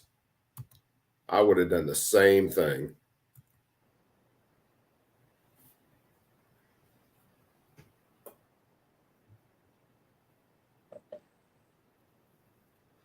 Finally, would you like to say that perhaps we missed and asked the right question? Yes. Or sort of an issue. I have a question of Mr. Wallace. Thank you very much for your question, your answer, Mr. Reagan. Mr. Wallace, can you walk me through what occurs at the checkpoint? You deal with law enforcement element of the TSA. Walk me through what happens when a passenger comes in, and let me use this terminology, and don't use it with disrespect, but feigns lack of knowledge about the gun that they forgot to put. Has she been paying attention to this hearing? Because they already went over what happens when a passenger gets there with a firearm. Somewhere else. What and how do we handle that? Congresswoman Jackson-Lee, I appreciate the question, and I appreciate your careful wording of the question as well. So the good news is that TSA staff and law enforcement treat these incidents the same from beginning to end, regardless of the statement or the stated mental culpability of the person in possession. Yes, because these guys want to treat you as if you're guilty before you're proven innocent. Of the firearm. So it is intensive, and depending on area constraints, like we heard from Las Vegas, it can shut down up to 25% of their screening queue. Some airports have a little bit of a broader area in the back, and you can actually move the person within their rights to do a further investigation. But most airports are really constrained, and the action is confined there at the screening checkpoint. So we would conduct an interview, we would secure the firearm, and get statements from the person. And what we do find more often than not, the person says they forgot it. We do look for things like, how is the bag packed? Is the gun sitting in a particular area? There's a lot of different things law enforcement would look for. But you are right. Most of the time people say they forgot. That's because most of the time people doing this stuff are absolutely innocent. They have no intent. They just either don't know how to fly with a gun, or they absolutely did forget that the gun was there. But I would just like to bring this up. After 26 years in law enforcement and dealing with multiple criminal justice issues, most people for most crimes investigated that I've spoken with say they didn't know or forgot that whatever prohibited item was in their possession. So listen to what he just said. Most people that he's investigated are going to say they didn't know or feign innocent, basically. So what he's saying is these people carrying guns in are in fact guilty. So I might be a little more pessimistic than some. I don't always believe folks when they say they forgot it. Some I do. Some clearly it has and happened. But again, that's very, in my opinion, irresponsible gun ownership. And to forget you have a loaded pistol in a bag that you're submitting to TSA for screening, to me, is an issue. Thank you. Think about that. Why would anybody with an IQ over 3 put a gun into a bag and then submit it to someone that's going to run it through a metal detector or run it through an x-ray machine, knowing that that gun is going to stick out like a sore thumb? Why would someone knowingly do that? So let me pursue my line of questioning with the time that I have left. You remove the firearm, you separate the firearm and the passenger, then what happens? The firearm remains in your possession. The person can leave the airport with a ticket, or what is the circumstance? They want to make their plane. How does that? They go back to the checkpoint. When I say the checkpoint, yeah. the counter to check it. Go ahead. So I appreciate that. Yeah, depending on the layout of the airport, many or all those things could happen. But in general, the weapon is separated, and I think even in states where it's hard to find an ultimate criminal charge for citation or arrest, all airport law enforcement have the ability to detain and investigate further to determine if there is a crime. So the firearm would be processed. And at the point we decide we're done and the TSA has all their information for investigation, and I'll take the lowest level. If we think all we have is a civil violation, to your point, it's a problem. We have to enact solutions to escort the person off, make sure their firearm is secured. We no longer, as a matter of course, just release them back into the public area with a firearm. Yeah, because why would you want to just release them back to where they could go around and actually check their weapon like they should have checked it in the first place? Why would you want to go ahead and actually treat that person like a law-abiding citizen?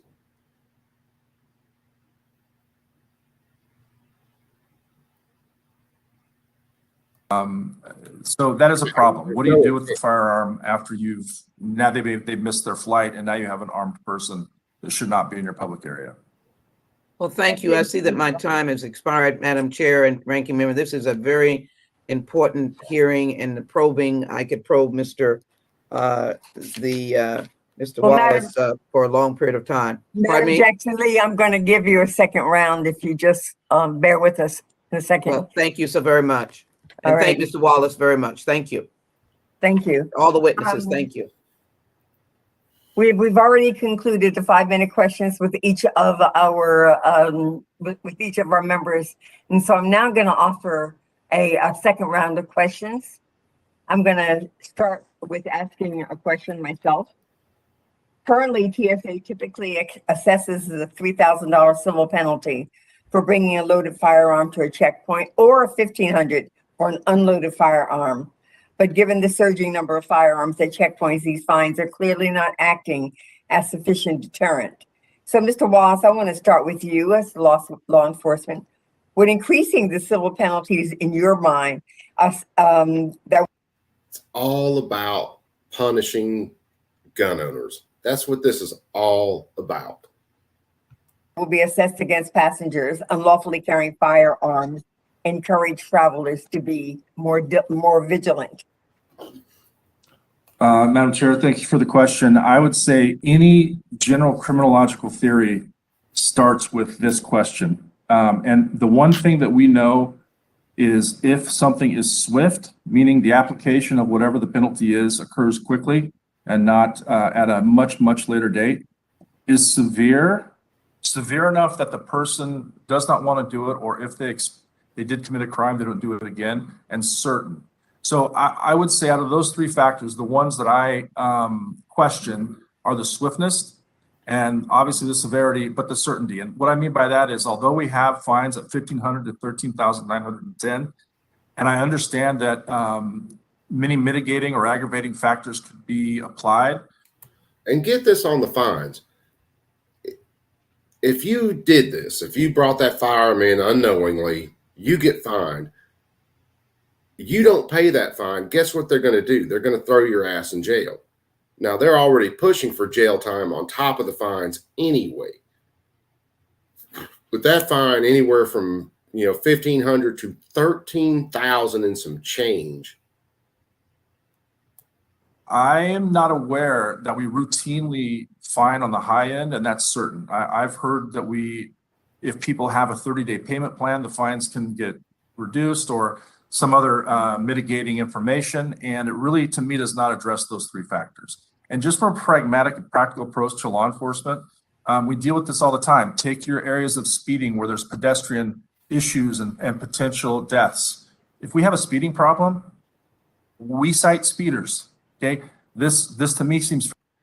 And they still speed, you idiot. Fairly simple that if we have this problem, and I think we do, we issue citations at whatever level we can. Currently, the one consistent way people can be cited is the civil regulatory penalty. Thank you, Mr. Wallace. So, Mr. Reagan, I have a question for you. There's this sharp rise in unruly passengers at the checkpoints and even aboard the airlines over the last few years, and it's alarmed me greatly. In my opinion, the last thing we need is these situations and a gun in the mix. It seems to me that the possibility of a tragedy is difficult to overstate. What sort of planning, if any, have you done to prepare for a potential situation that involves a hostile individual with a legally carried firearm in the public area of an airport?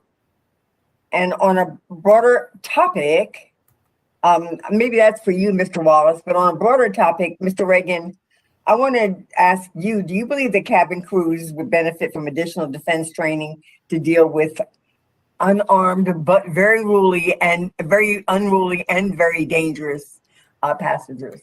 Man, she's getting that authoritative voice running right there. So, Mr. Wallace, if you give us a quick run through was what I asked you, and then Mr. Reagan.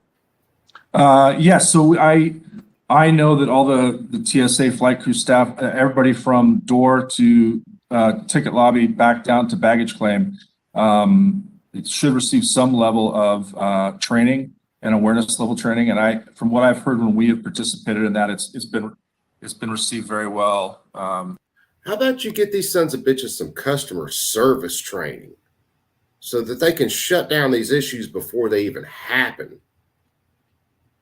By flight crews and ground crews. So yeah, I think it can't hurt anything. And we do here at PDX, as part of our broader active shooter training, roll all those groups into it at some level. Thank you. Mr. Reagan, please. Yes, thank you. And I agree. I think having additional training for flight crew members, for TSA agents, for passenger service assistants, all of them could benefit from some additional self-defense and de-escalation training. We have actually pursued over several years now legislative fixes to try to protect people better, airline workers especially, better at the airports. One of them involves requiring airports and airlines to have customer service agents protection plans that are going to be approved by the FAA. And that's something that was in the last FAA reauthorization bill in 2018 that we're still trying to make sure is fully implemented. But all of these things, and at every step of the passenger experience, whether it be through security or when they're getting ticketed or when they're boarding the plane or to the time they are on the plane itself, every person has a key role to play to making sure that that entire trip is safe. And they all deserve every tool in their bag at their disposal to make sure that they can do. The tools these people need are to treat someone like they're a human being and a human being that can make mistakes. One of the last times I flew, I didn't realize I still had a pack of cigarettes and a lighter in my right cargo pocket and had a TSA agent just jump my shit over that. And that should have been a very simple thing. Sir, let me check your pocket. Okay, this is what it is. Let's let you go. No big deal. Just remember next time, take them out instead of just completely jumping my shit. Their job safely and to make sure that there aren't threats to themselves or their passengers throughout that process. Thank you. Thank you very much, Mr. Reagan and Mr. Wallace. I now recognize the ranking member, Mr. Jimenez. Thank you, Madam Chair. And please, I didn't say that we shouldn't have penalties. I'm just saying that if the majority of the people don't know they're carrying the gun and it's an honest mistake, then we need to have more signage so that they don't get to the point where they make that honest mistake, so that it kind of reminds them, hey, you may want to look in your bag before you go there. And then whatever penalties that we have. The people that have made an honest mistake, you could charge $1 million. It's not going to deter them. They made an honest mistake. And so what we want at the end is to have less people come through with a loaded weapon and get on the plane with a loaded weapon. I think, and if it's most of them are making an honest mistake, I think we need to do better with signage and other ways to try to remind them, hey, you got to take a look at this. Question: can you carry ammunition on carry-on? Yeah, he's the only one without a gun. That's reasonable. Can you carry ammunition? Thank you for the comments before. Yes, I agree with everything you just said. We get called for ammunition. Ammunition is not supposed to be allowed on carry-on. It's based on my understanding of the TSA screening rules. It's not. Even these printed guns, they have to have ammo, right? And it's not printed ammo, right? It's normal ammo that goes into these printed guns. Correct. Okay. Do we have how good is our technology and finding this ammo on carry-ons? In my experience, I think TSA is very proficient at detecting ammunition. All right. Now, one other question. What percentage of flights have a weapon in the check bags? Anybody know that? Yeah, Bob, what he was asking with that is actually getting to the point that if someone, even if they did have a completely 3D printed gun, that the ammo is still metallic cartridges. It's still going to be caught on x-rays. Because these Democrats, and hell, one of the bills I covered, they talk about a 3D printed gun like it has 3D printed frame, slide, barrel, springs, ammunition, like it's a complete ghost on an x-ray. These people are retarded. I do not. I don't have the answer to that, but if you check a weapon in your check bag, you have to declare it. If you fail to declare that weapon, then that bag, once it goes through, that check bag goes through screening, that weapon is detected, and it's treated the same as an undeclared weapon, an illegal weapon. All right, so the bag is removed. Okay, I'm getting to the Fort Lauderdale incident. So that, okay, does the destination airport get check Yeah, my cock pretty much is my co-host. Weapon coming in on flight 40 from Miami. Does the destination airport get that kind of notification? That weapon should never leave the airport of origination because it has to go through screening. So I know, I said no. Oh, right now, dude, if you messed up and left 22 rounds in your pocket, which anybody that I know has done sometimes, because I mean 22, you just throw a couple in your pocket with your change and don't even know that they're there. Yeah, you're going to get treated like you're a terrorist. I'm saying I checked it right. Okay. I went through, got it checked. There's a checked weapon going to wherever I'm going, right? And it's legal, so it's getting there, all right? Now, does the originating airport tell the destination airport that on flight 47 from Miami, there is a checked weapon in the bag? Congressman, when a passenger legally checks his weapon with his checked luggage, it goes on the passenger's PNR, passenger name record, which then becomes part of the record that the airline that's transporting the passenger keeps. So to answer your question, that information is available in the passenger name record, so it's identified. That's how I. Okay, no, but what I'm getting to Yeah, I mean, it's going to be connected to you just like your baggage is. is, do you? I don't know if I have any time left. Okay, I do. Okay, what I'm getting to is Time to No, the ask. information is not pushed. okay. What I'm asking is, does the receiving airport know that there is a checked weapon in that bag? No, the receiving airport doesn't need to know. And then do they then notify law enforcement that you need to go to this carousel because there's a weapon in one of those bags so that we avert what happened in Lauderdale? Does that happen? I can speak to that part of it, Ranking Member Jimenez.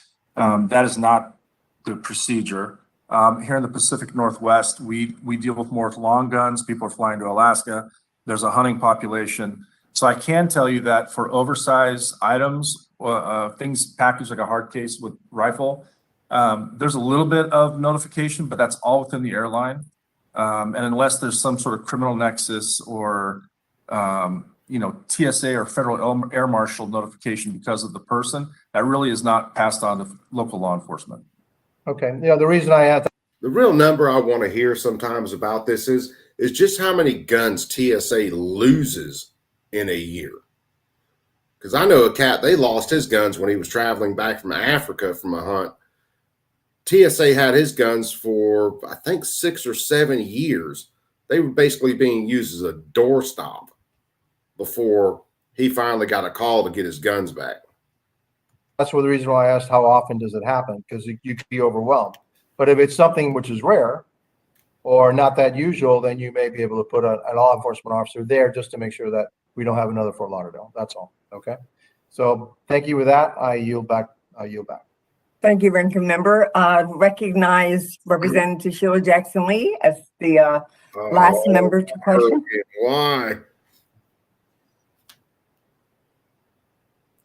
Why did they let this woman talk? Why?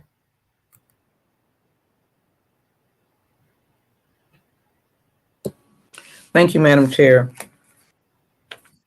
And again, thank you for the questions. I'm going to go to Mr. Wallace, please. Again, thank you. Ms. Wallace, we were in a line of questioning about just what happens with the process at the checkpoint. And in spite of your very effective sort of narrative, what happens is that there are different laws that you deal with in different states. Is that not accurate, Mr. Wallace? Yes. Yes, that's correct. And so you follow those state laws in terms of the individual that is there. So let me try to go back to. Yeah, all these cats need to permanently yield back. They need to be working at a Dollar General somewhere. They definitely don't need to be making the laws. What has to happen with different TSOs. So some of them, do most of them wind up with the gun in their possession?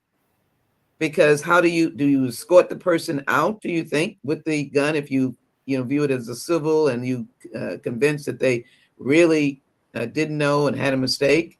And I remember some of the incidences where the person ran, and so it was more than that, and got lost inside in all the confusion. And airports were literally, they came to their knees, to be honest with you. They were not planes going in and out. The people couldn't move around. But let me yield to you for your response.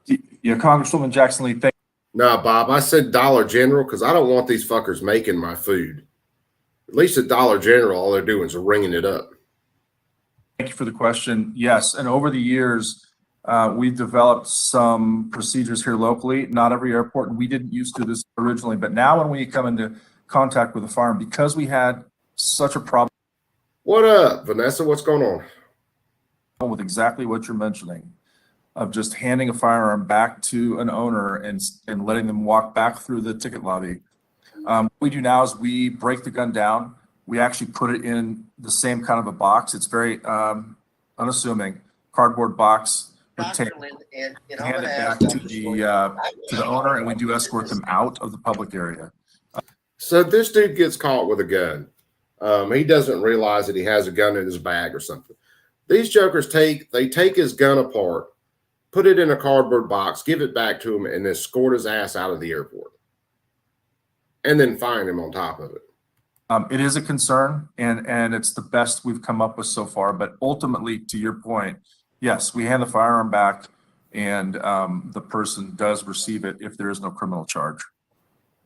And they walk themselves out, typically? We usually walk them at minimum as far as the front of the terminal, sometimes a little farther. But yes, once they get to the pedestrian areas of the airport, they're in possession of their item. And so maybe I didn't hear this. What about the individual that says, keep it, I've got to get on my flight?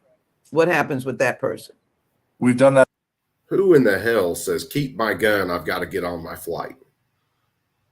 As well, we do have permission boxes on our evidence and property forms for destruction.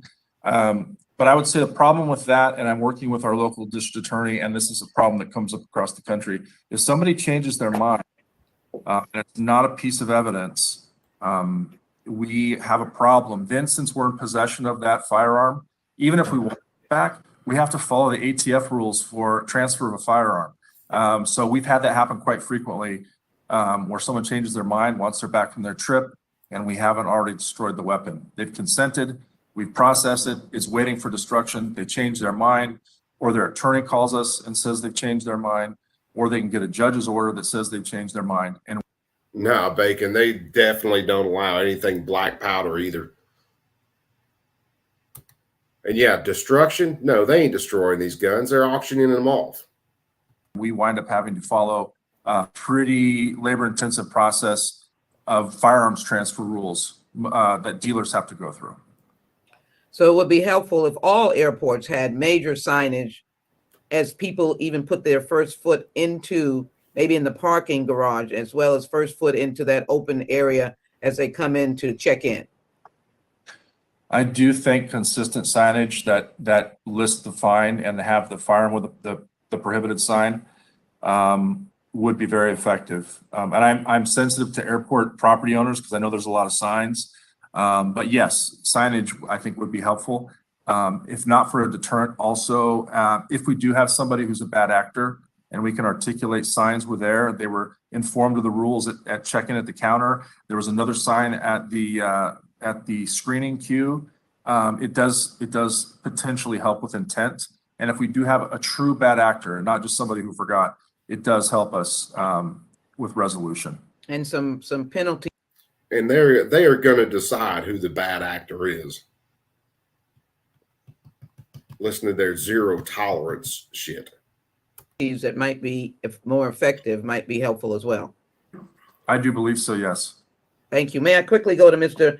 Bioderi, and just to you and your airport work, just tell us how we can enhance airports or encourage airports to really invest in signage, because a weapon is so dangerous to the general public and those who are flying.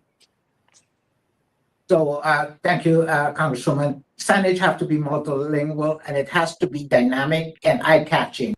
Yeah, Kitty, this whole hearing basically starts off because one, there has been an increase of people traveling with firearms that don't know how to travel with them. So they're getting caught at checkpoints with them. And then one asshat had a negligent discharge at a checkpoint.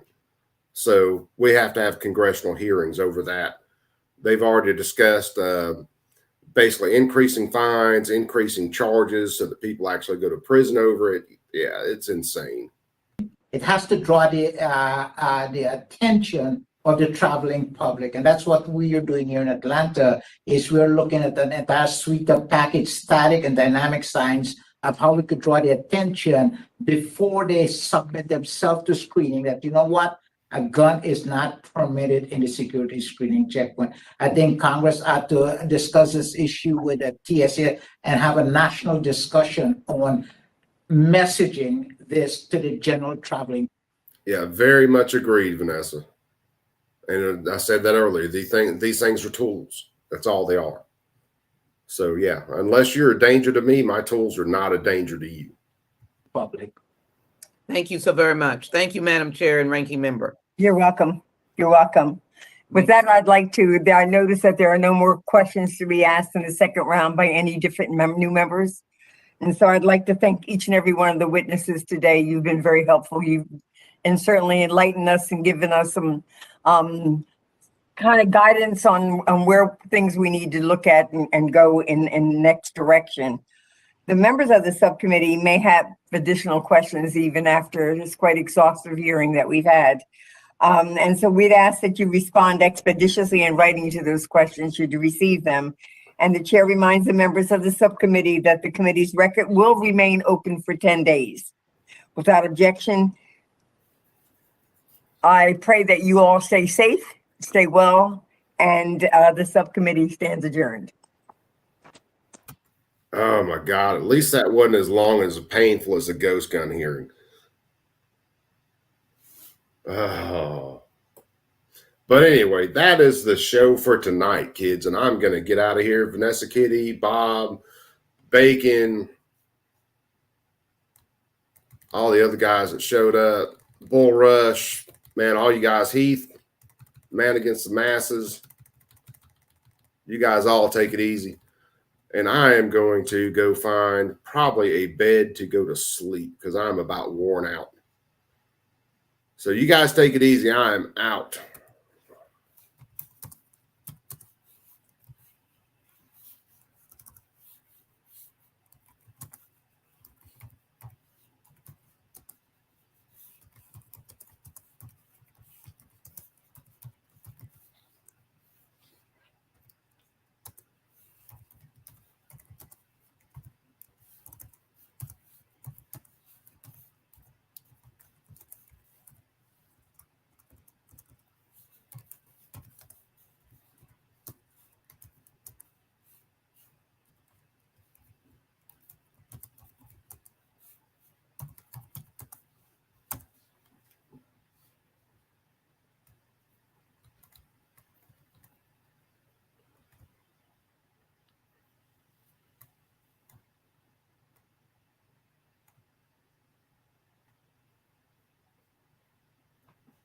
Yep. You guys all take it easy.